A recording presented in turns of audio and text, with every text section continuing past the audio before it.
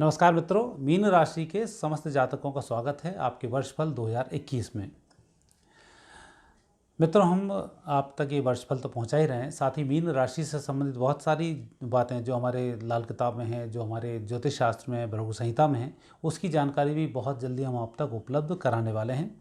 उसके लिए आप हमारे चैनल को सब्सक्राइब करें, लोगों को देखने के लिए प्रेरित भी करें, ताकि शास्त्रोक्त जानकारी आप तक पहुँच सके और आप तरक्की कर सकें।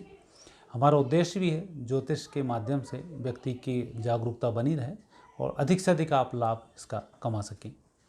अभी तो हम बात करते हैं 2021 की, और 2021 में जो ग्रह योग बन रहे हैं नवरात्रि पर, जिससे नववर्ष प्रारंभ हो रहा है, उसकी हम चर्चा करते हैं। तो सबसे पहले देखते हैं आपके ग्रह कैसे हैं।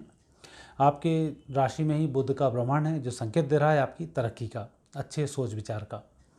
द्वितीय स्थान पर सूर्य चंद्र शुक्र, ये पारिवारिक जीवन को सुखमय बनाते हैं। घर परिवार में यदि प्रॉपर्टी का वाद विवाद हो, उसको हल करते हैं और परिजनों से लाभ दिलाते हैं। तीसरे स्थान पर राहु आपके पराक्रम को बढ़ाएंगे और कुछ अच्छा लाभ मिलेगा। पंचम भाव चौथे स्थान पर हैं मंगल, जो भूमि भवन वाहन का लाभ दिलाते हैं, परंतु पारिवारिक सुख में थोड़ा सा तनाव रहता है, उसका आप ध्यान रखें। लाभ स्थान पर केतु आपकी प्रगति का अच्छा संकेत है। भाग्य स्थान का केतु शुभ रहेगा। साथ ही लाभ स्थान पर शनि, जो निश्चित रूप से आपके भाग्य को बढ़ाएगा, परंतु चिंतन आपको अधिक करना होगा, मेहनत अधिक करनी होगी, क्योंकि शनि धीमा ग्रह है, सोचता ज़्यादा है, करता कम है। तो वह स्थिति आपके साथ इस वर्ष रहेगी। दूसरा गुरु हैं मोक्ष स्थान पर, द्वादश स्थान पर, थोड़ा सा खर्च कराते हैं, यात्राएं अच्छी होती हैं, धार्मिक अनुष्ठान होते हैं, घर में मांगलिक कार्य होता है, उस पर धन खर्च होता है। तो कुल मिलाकर योग बहुत अच्छे हैं। कमज़ोर स्थिति थोड़ी सी कम है, जिसकी हम आपसे चर्चा आने वाले समय में अभी ही आपसे इसी वीडियो में करेंगे। सबसे पहले हम आपका वर्षफल जो शुरू कर रहे हैं, उसके लिए देखते हैं आपके स्वास्थ्य के देवता। स्वास्थ्य के देवता बनते हैं भगवान श्री कृष्ण, भगवान श्री राम। यदि आप वैष्णव हैं तो आप निश्चित रूप से भगवान श्री कृष्ण राम की आप आराधना कर सकते हैं, या आदि वैष्णव भगवान शंकर की भी आप आराधना कर सकते हैं, जो आपके स्वास्थ्य के लिए शुभ रहेंगे।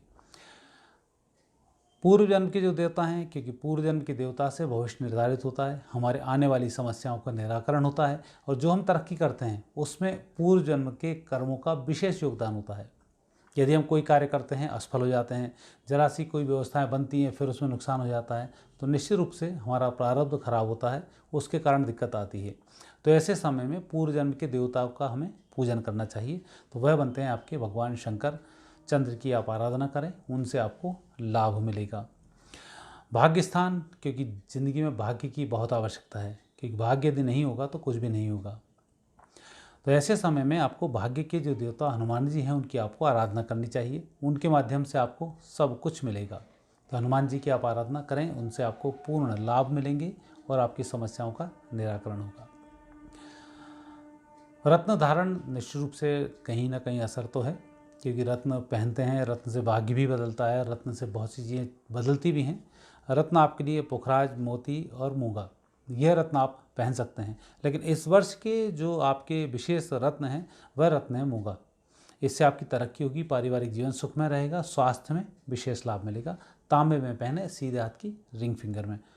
यदि आप रत्न नहीं पहन सकते हैं तो ऐसे समय में आपको भगवान शंकर की आराधना करनी चाहिए। सोमवार को भगवान शंकर के मंदिर में दीपदान करना चाहिए, दीपक जलाना चाहिए, उससे आपको लाभ मिलेगा। उपवास, आपके लिए उपवास बहुत ज़रूरी है, क्योंकि उपवास से हमारा तप बढ़ता है और तप से दोष मिटते हैं। तो ये जो तप है इस वर्ष लाभकारी इसलिए है क्योंकि केतु भाग्य स्थान पर है। भाग्य का केतु निश्चित रूप से व्यक्ति को बहुत बढ़ाता है। कहा जाता है केतु जिसके साथ जुड़ता है उसको निश्चित रूप से लाभान्वित करता है। तो आपका भाग्य बढ़ेगा, वो भाग्य बढ़ेगा हनुमान जी की कृपा से।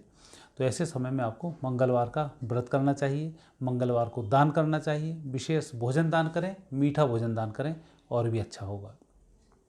और दान की बात की जाए तो दान में से लक्ष्मी प्रसन्न होती है, दान से धन संपदा बढ़ती है, दान से प्रसिद्धि बढ़ती है। तो ऐसे समय में यदि आपको दान करना है तो सबसे बड़ा दान करने की स्थिति नहीं है, क्योंकि भूमिदान इसमें लिखा हुआ है। तो भूमिदान नहीं हो तो आप पेड़ों का दान कर सकते हैं। गमले में मिट्टी भरें, पेड़ सजाएं, उनका आप दान करें मंगलवार को। तो ये भी भूमिदान के बराबर माना जाता है, वृक्ष का दान, क्योंकि गमला होता है, गमले में मिट्टी होती है, मिट्टी में वृक्ष होता है, और वह भूमि का ही स्वरूप होता है, और आप उसका दान करें, आपको लाभ मिलेगा। बाग बगीचे की रखवाली कराएं, उसमें भी आपको लाभ मिलेगा। तो ये लक्ष्मी की प्राप्ति के लिए शुभ है। यदि आपके पास कर्ज अधिक चढ़ रहा है तो हरे भरे पेड़ों में पानी डालना शुरू कर दें शनिवार को, आपको इसका भी लाभ मिलेगा।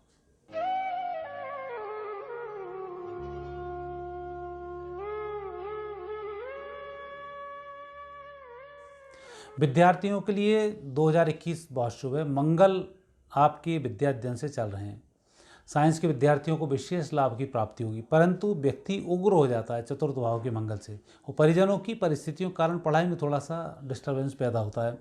हो सकता है मदर फादर बीमार हो जाएं, पढ़ाई में दिक्कत आ जाए, ये पढ़ने बाहर जाएं, स्कॉलरशिप में दिक्कत आ जाए, कई बार वीज़ा नहीं मिलते हैं, कई बार कुछ नहीं होते, तो एक्स्ट्रा जो प्रॉब्लम होती हैं वो पढ़ाई में बाधक बनती हैं। तो इस प्रकार की बाधाओं को दूर करने के लिए जो भी काम करें, पहले हनुमान जी के दर्शन करें, उसका बाद आप फॉर्म भरें, उसका परीक्षा का फॉर्म भरें, उसका विदेशों के लिए अप्लाई करें। तो जो भी करना है हनुमान जी का ध्यान करके करें। पढ़ने बैठते हैं तो भी उनका ध्यान करें, तो इधर उधर से जो आपको ऊपर प्रेशर आएगा वह आपको नुकसान नहीं पहुंचाएगा। तो सबसे पहला काम तो आप यह करें। दूसरा, आपको पश्चिम दिशा इस वर्ष बहुत फलित होगी। पश्चिम दिशा की तरफ मुँह करके आप पढ़ाई करेंगे, आपको बहुत अच्छा लाभ होगा। पश्चिम नहीं कर सकते हैं तो उत्तर की तरफ मुँह कर लें, तो यह दिशा भी आपके लिए फलित रहेगी। यदि आप अकाउंट्स से जुड़े हुए विद्यार्थी हैं तो निश्चित रूप से आपको कुछ अच्छे लाभ मिल रहे हैं। जैसे आप कॉम्पिटिटिव एग्जाम देते हैं, bank, insurance, tax, sale tax, income tax, तो आप उसमें सेलेक्ट हो सकते हैं, ये योग अच्छे हैं। सीए टैक्स लॉ से जुड़े हुए हैं तो आपको इसमें अच्छी सफलता मिलेगी। लेकिन कलात्मक क्षेत्र से जुड़े हुए हैं तो आपको थोड़ा सा संघर्ष करना होगा, और ऐसे समय में मैं एक सलाह दूंगा, आप गणेश जी की भी पूजन करें और पन्ना रत्न भी धारण करें। ये दोनों आपकी तरक्की को बढ़ाने वाले हैं, इससे आपको निश्चित रूप से लाभ मिलेगा। और विदेश की जो तमन्ना आपकी है ये केतु के माध्यम से पूरी होगी, तो गणेश जी के आप दर्शन करना बुधवार को नहीं भूलें।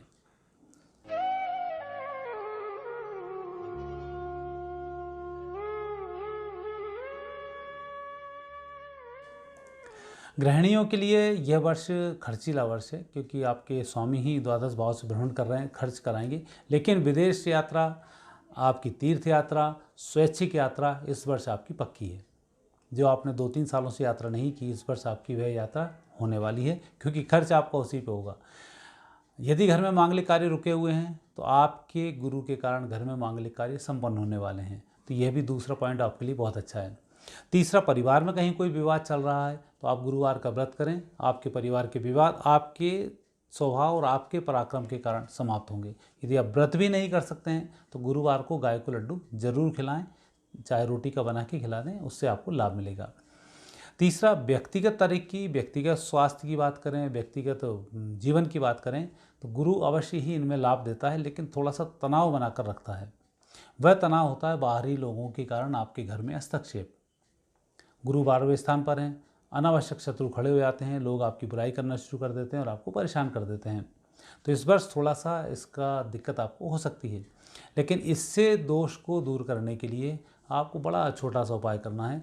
गुरुवार को थोड़ी सी केसर लें और केसर को अपनी जबान के ऊपर रख के निकल जाएं। ऐसा करने से आपको लाभ मिलेगा। चाहे माह में आप एक बार करें, 12 महीने आपको ये करना है, इससे आपको लाभ मिलेगा। और दूसरा कार्य करना है, गुरुवार के दिन गाय को थोड़ी सी चने की दाल अवश्य खिलाएं, गली हुई, ये आपके लिए शुभ रहेगी। पारिवारिक जीवन, परिवार के लोगों से संबंध और परिवार लोगों की यदि कोई परेशानी चल रही होगी तो अवश्य आपके माध्यम से दूर होगी, और आपके स्वास्थ्य में इस वर्ष सुधार रहेगा। मोटापा ना बढ़े, इसका विशेष ध्यान रखें। थोड़ा सा खाने के बाद, भोजन करने के बाद थोड़ी सी देर रुकें, 2-5 मिनट, और उसके बाद आप 1000 कदम जरूर चलें। ये आपके लिए स्वास्थ्य के लिए बेहतर टिप्स है, क्योंकि आपका गुरु इस वर्ष संकेत देता है कि घूमने से आपके स्वास्थ्य में ज़्यादा सुधार आएगा। तीसरा, आपके संतान के लिए यदि आपका विवाह नहीं हुआ है तो विवाह के योग भी इस वर्ष 2021 में बनने वाले हैं। नवंबर के बाद, नवंबर से पहले कहीं विवाह होता है तो हो सकता है आपको पीली पूजा सूर्य की करनी पड़े, लेकिन विवाह तय होने के योग इस वर्ष बनते हैं और विवाह 2022 में आपका पक्का बनता है। तो नवंबर से आपके योग शुरू होंगे, मई 2022 तक जाएंगे, इसमें विवाह आपका होगा, वैवाहिक जीवन आपका सुखी रहेगा। संतान की दृष्टि से योग इसमें बहुत अच्छा है। तो पारिवारिक जीवन आपका मुझे दिखता है अच्छा ही है। भगवान गणेश की कृपा, भगवान कृष्ण और राम की कृपा विशेष बनी रहेगी, उसका आप ध्यान रखें, उनका पूजन भी करें।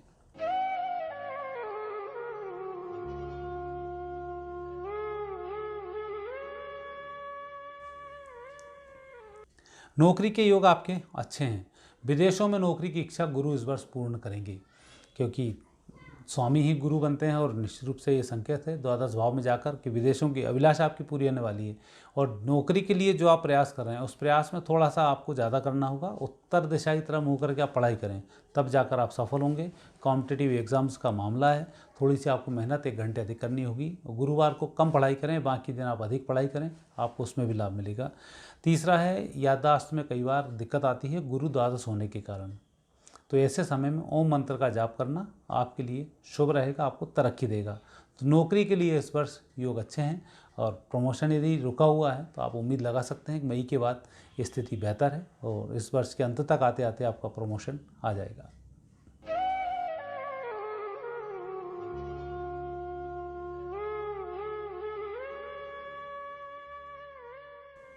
व्यवसाय के लिए भी ग्रह योग अच्छे हैं। देश विदेश, एक्सपोर्ट इंपोर्ट से संबंधित कोई व्यवसाय करते हैं, लाभ मिलेगा। एजुकेशन का व्यवसाय फलित होगा। विद्याओं का व्यवसाय फलित होगा। दूसरे व्यक्ति को समझाना, लॉ, वकालत करना, मनोविज्ञान के रूप में कार्य करना, महिला बाल विकास टाइप के जो काम होते हैं, जन जागरण अभियान होते हैं, इनमें यदि आप काम करेंगे आपको बहुत अच्छा लाभ मिलेगा। एजुकेशन सेक्टर आपके लिए पूर्ण रूप से फलित सेक्टर है, इसमें आपको विशेष फलों की प्राप्ति होगी। और जो काम आपके हाथ में है उन कामों से आपके माध्यम से यदि काम नहीं बन रहे हों तो आप अपने भाइयों का सहारा लें या आप अपने मैनेजर का सहारा लें।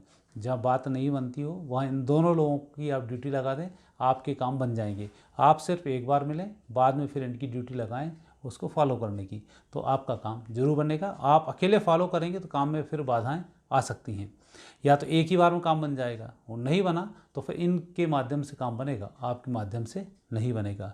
और यदि भाई भी नहीं है, मैनेजर भी नहीं है, तो ऐसे समय में पत्नी की अंगूठी, कोई भी एक अंगूठी ऐसी बनवा लें जो उनके हाथ में आ जाए और उसको आप किसी भी उंगली में धारण कर लें।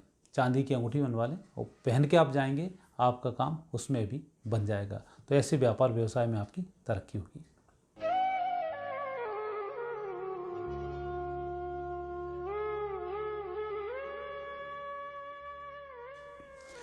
स्वास्थ्य रोग के जो स्वामी हैं वह सूर्य हैं। भगवान सूर्य जब स्वास्थ्य के स्वामी बनते हैं तब व्यक्ति को सूर्योदय के पहले जागना चाहिए, सूर्य के दर्शन करना चाहिए, तो आपके दोष दूर होते हैं।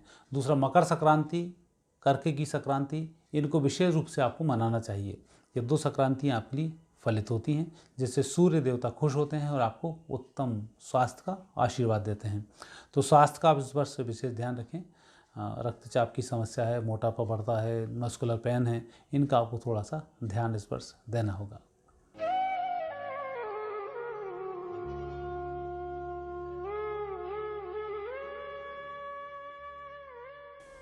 पारिवारिक जीवन और विवाह को देखते हैं तो निश्चित रूप से विवाह के योग इस वर्ष नवंबर के बाद आपके बनेंगे। मई 2022 से पहले आपका विवाह होगा, लेकिन जुलाई के बाद एंगेजमेंट की योग आपके शुरू हो जाएंगे, तो जून जुलाई से यह योग भी आपके बनते हैं।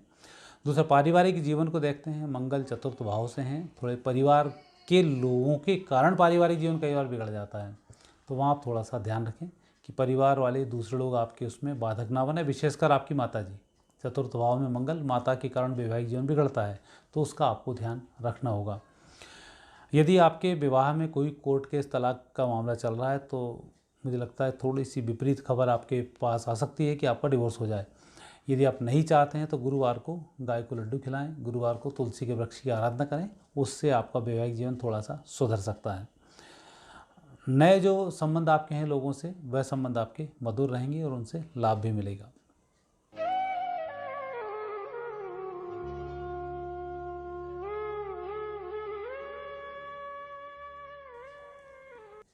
स्थायी संपत्ति के लिए यह वर्ष अच्छा है। मंगल की विशेष कृपा, तो निश्चित रूप से वर्ष अच्छा होगा और अच्छे लाभ मिलेंगे। हालांकि मिथुन राशि का मंगल थोड़ी सी कष्ट के साथ ये चीज़ें देता है, लेकिन सफलता देता है। आप तो फरवरी के बाद ही इस काम में जुट जाएं। स्थायी संपत्ति के लिए, वाहन के लिए, तो नवंबर तक आते आते आपकी इच्छा पूरी हो जाएगी। वैसे तो 3-4 महीने में ही हो जाती है। और हनुमान जी का इसमें ध्यान रखें। जो भी काम करना है हनुमान जी के सामने एक नारियल रखें, उसका कार्य का शुभारंभ करें, उन्हीं की कृपा से आपको सफलता मिलेगी।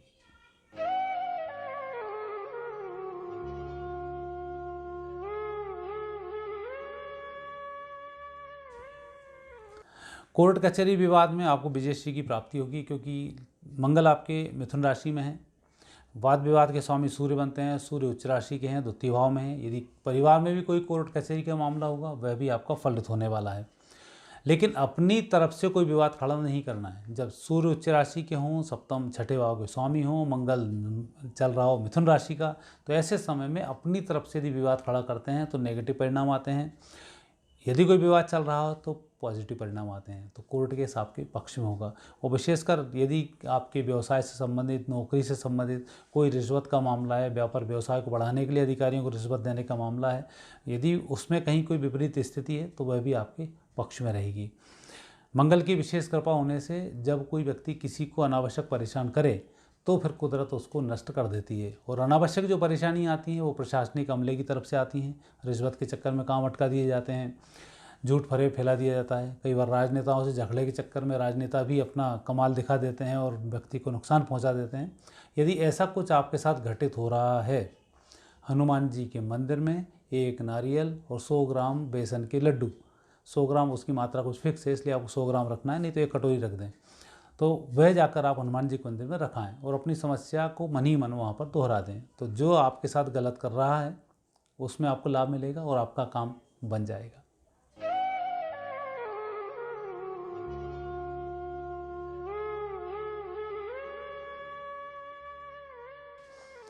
आध्यात्मिक चर्चा निश्चित रूप से बहुत आवश्यक है, क्योंकि आध्यात्म के बिना सब कुछ जीरो है और ज्योतिष की उत्पत्ति ही आध्यात्म और भगवान से मिलाने के लिए हुई है।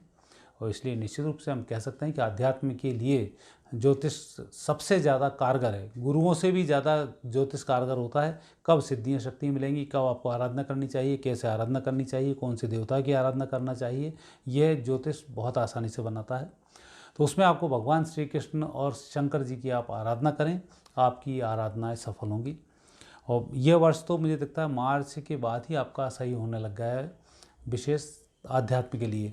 तो आध्यात्मिक यात्रा भी होगी, आपका जो अनुष्ठान है वह भी पूरा होगा और जिस कार्य के लिए अनुष्ठान करेंगे वह कार्य भी बहुत जल्दी आपका सिद्ध होगा। तो आध्यात्मिक दृष्टि से इस वर्ष आपको थोड़ी सी अधिक मेहनत करनी होगी। शिव पुराण का पाठ करें, रामायण का पाठ करें, रामायण वाल्मीकि जो रामायण उसका पाठ करें, उससे भी लाभ मिलता है।